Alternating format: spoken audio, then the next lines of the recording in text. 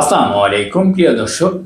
জুলাই সনদের পথরেখা নিয়ে প্রধান উপদেষ্টার ভাষণে কার্যকরী সমাধানের দিকেই যাচ্ছে বাংলাদেশ। কোনো দলকে খুশি করা হয়নি বলে মনে করেন অনেকেই এবং বিশেষজ্ঞরা।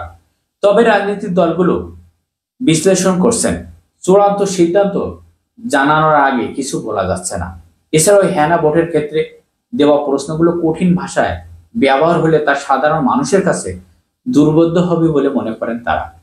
এবং জুলাই গণঅভ্যুত্থানের পরে প্রায় 1.5 বছরের মাথায় এসে অন্তর্বর্তী সরকারের কাছ থেকে এসে জুলাই সনদ বাস্তবায়নের রূপরেখাটি এটি নিয়ে ইতিমধ্যে রাজনৈতিক দলগুলোর মধ্যে এক ধরনের চুলছেড়া বিশ্লেষণ করেই চলেছেন।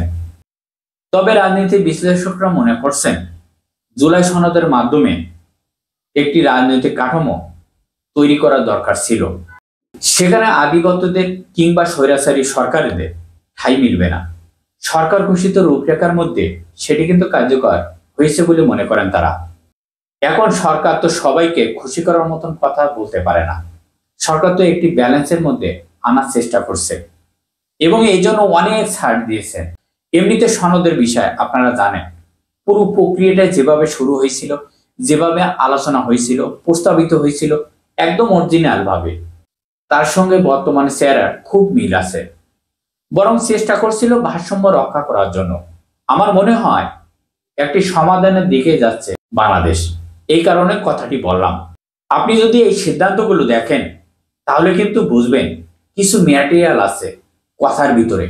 জুলাই সনদের যে ডেফিনেশন দেওয়া হয়েছে, সংজ্ঞা দেওয়া হয়েছে, এই যে সাইন করা হয়েছে, বর্তমান সরকার চেষ্টা করছে একটি ব্যালেন্স করার জন্য।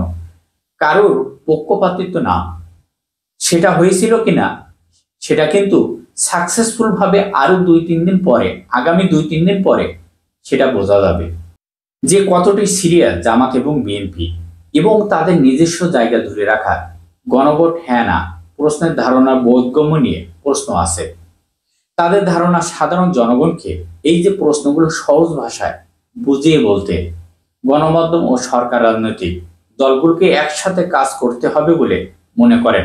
সুতরাং ইন্টিম গভর্নমেন্ট এটা একটি রেসপন্সিবিলিটি হয়ে যাবে এই জুলাই সনদ, এবং এতে যা আছে সেগুলো মানুষের কাছে পৌঁছে যাবে।